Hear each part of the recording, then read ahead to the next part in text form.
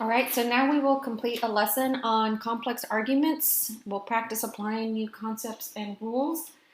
For this lesson, you'll also need to get your mandatory notes. I believe that we started them during week 4, but they might be from week 3, but it's the one where we first started writing down the rules and principles for marking up arguments, analyzing them, clarifying them, reformatting them, and whatnot. Because we're going to add just a little bit to those notes. This is our last lesson in argument analysis and clarification. By the end of this task, you will have had a really good basic introduction to some core elements of thinking about and approaching arguments like a philosopher.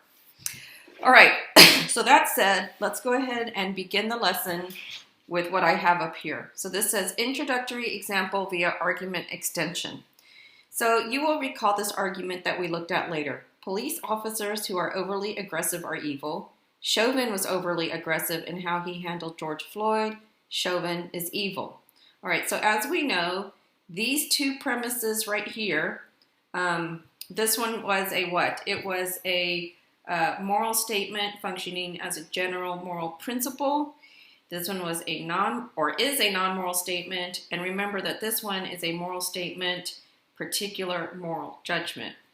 Recall that these two, right, are working together jointly to support this one here. Now, what we could do at this point, if we wanted to further develop our reasoning, see where we go from here, we could actually use this statement now that we've argued for it, right? So we've supported this statement with these two beliefs. We've asserted that these two things are true and then claimed that this follows. Now that we have established this, now that maybe we have gotten some people to believe this, we can then use this itself as support for yet another conclusion. So, for example, I could add premise 3 to see, hey, what else might follow from this?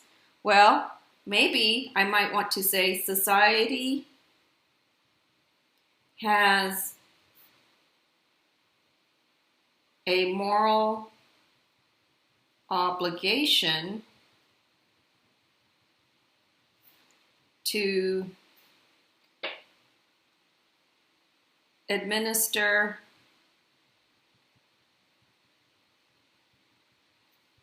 capital punishment to evil people. Okay, so now here we have, do you see, so we'll go back into the moral, no, I think we will go into the moral language. So even though this isn't the main part of the lesson, going into the statement a little bit is going to help you understand the bigger lesson. So does this statement assign a moral value to something? Does it say that a class of people or a person is good or bad? Does it talk about a wide category of action and it being good or bad or right or wrong or morally necessary? Well, we do see the words what? A moral obligation, which means it would be wrong if this wasn't done, right? The morally correct thing to do, that is what is meant by moral obligation. And what is the action being considered? Administering capital punishment to evil people. All right, so as it turns out, that is a moral statement. And here it is functioning as another general moral principle. And then now just look at this conclusion and this premise. So what is happening then is we can then use this conclusion as a premise. So first it's a conclusion, and then we use it as a premise. So by putting the C here, I'm saying it's a conclusion first, and then it's a premise. So it's a conclusion in relation to premise 2 and premise 1. But now that I've established it as a conclusion, I want to use it as a premise. We're not going to number it. And then I'm going to add this premise 3 here. And you'll understand why I'm not going to number it in a minute. So, but if we look at this now, this statement as a premise, Chauvin is evil, right? Okay, yeah, so right there. Chauvin is evil. If we're looking at that as only a premise, in conjunction with premise 3, society has a moral obligation to administer capital punishment to evil. what conclusion might be or could be, in fact, is warranted by those two statements, the one that is typed and the one in blue. What conclusion would follow about Chauvin and what society needs to do with him? Hopefully you said something to the effect of society has a moral obligation to administer capital punishment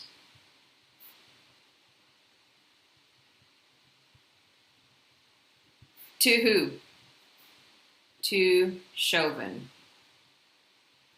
All right?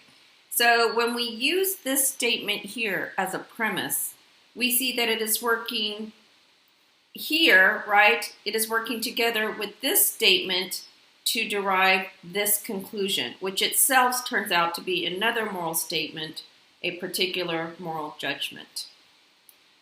All right, so as you can see, we have extended the original argument. We have created, right? We have created and complex, what we're going to call a complex argument. We added another premise and a conclusion to extend the reasoning to see where it leads. And maybe this was my goal after all. All along. Maybe my original intention was to convince you that Chauvin should receive capital punishment. And to support this, I had to first convince you that Chauvin is evil. Once I convinced you that Chauvin was evil, I was able to bring in another premise that I had in mind to convince you of something I had in mind all along. So that's one way to think about this little activity that we did and how your reasoning might actually get done in real life, in everyday life. So we're going to come back to this in a minute.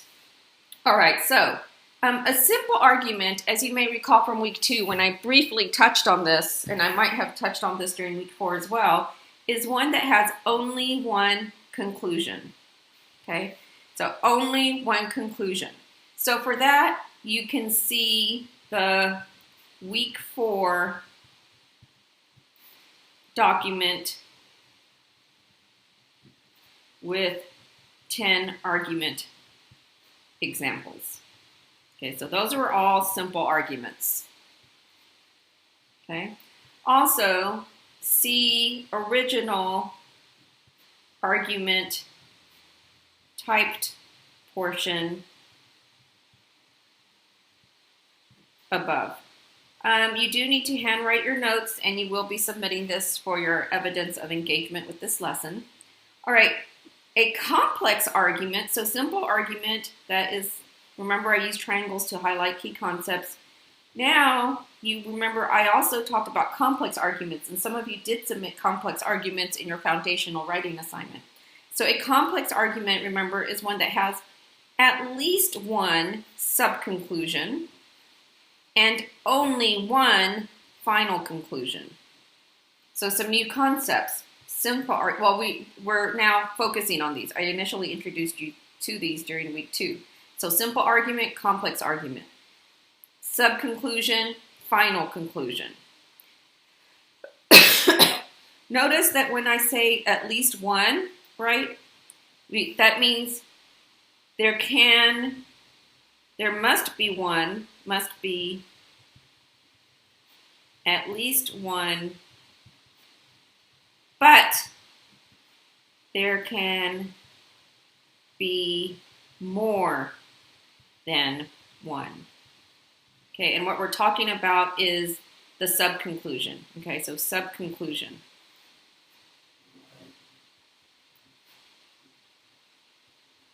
Okay, notice that it says only one final conclusion. So for the final conclusion, there will never be more than one.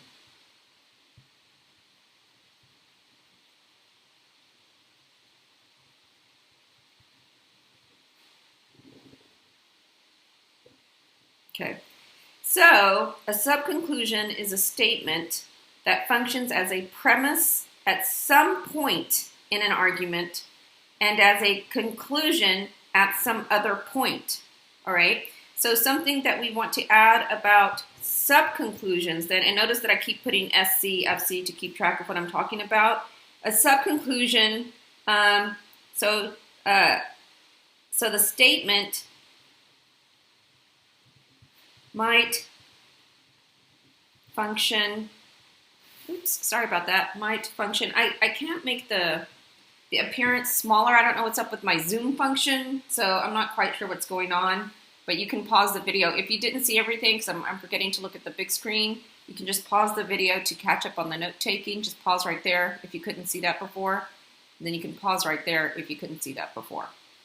All right, so subconclusion. Statement might function as a premise first, and then a conclusion, or as a conclusion first and then a premise. Okay, that's what is going on with this, right? It's a premise at some point and a conclusion at some point.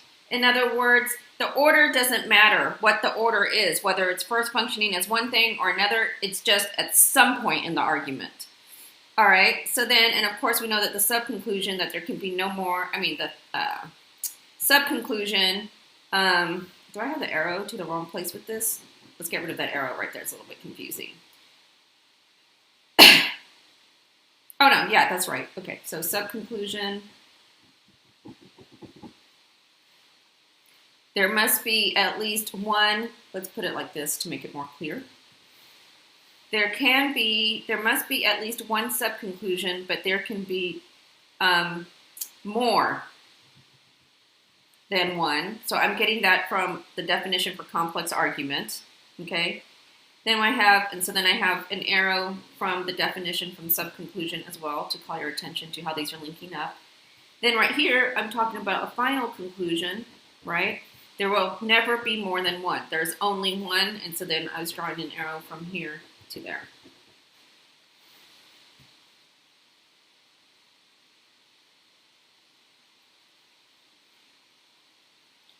Okay, so as it turns out, we need to add a little bit to our notes about formatting, which we'll do in a minute. But when we have a statement that has two functions, we're simply going to call it a subconclusion. And then so we would use SC to label it. The conclusion that is the one towards which all others aim, we're going to call it the final conclusion, and you must put an F. So notice the definition for final conclusion. A final conclusion is the statement toward which all others aim. All is important, aim. So all of the other statements. So that means by all others, we mean all and any statements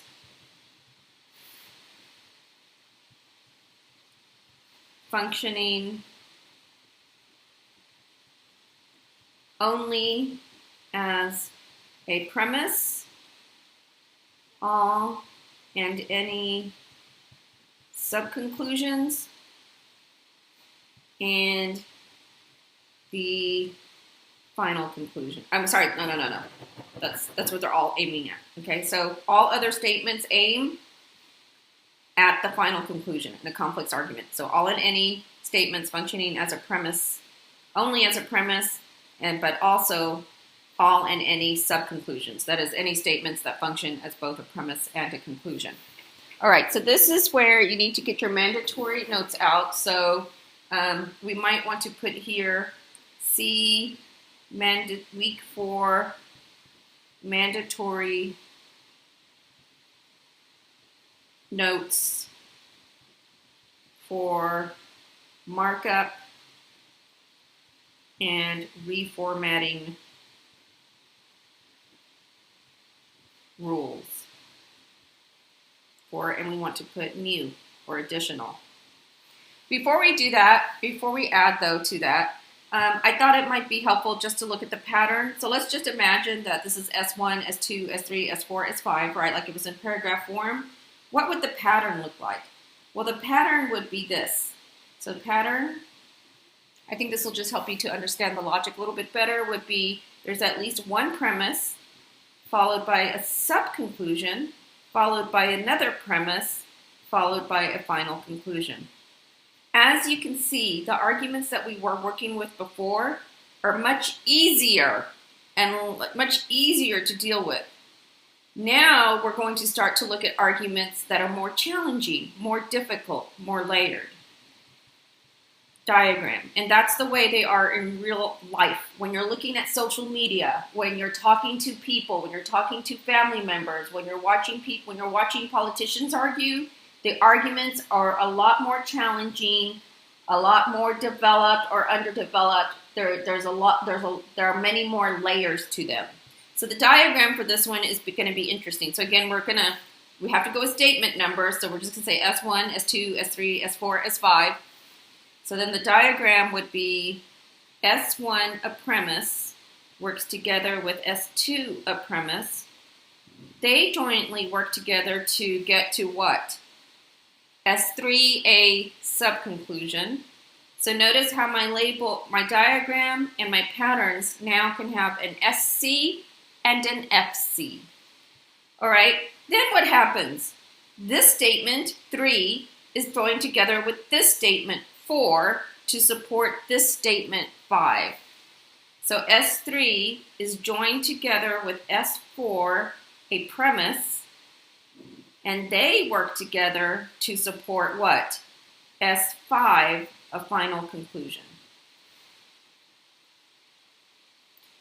In your reading, in your ebook, after the section on it's either after or before the section on evaluating moral arguments, the author gives you a really complex argument that has to do with some kind of other moral issue.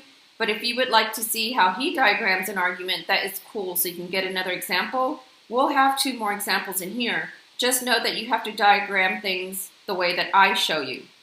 So notice that if you are diagramming a complex argument, you will always have the what last, the final conclusion last. But we'll write that down in a minute. Okay, so this is still, by the way, a moral argument. So we would say this is a complex moral argument. Remember the checklist that we went over earlier? Check 1 was what? Does it have at least 2 premises and a conclusion? Yes. Remember, that's minimum requirement. It has 3 premises and another statement that functions as a premise. And it has at least 1 conclusion, though it has 2, but it meets the minimum checklist. What about check number 2? Does it have at least 1 general moral principle, at least 1 non-moral statement, each of those being a premise with the conclusion that is a particular moral judgment? Yes. This one happens to make use of 2 general moral principles because it's arguing in steps, and it happens to have 2 particular moral judgments because it's arguing in steps, right? But that's okay.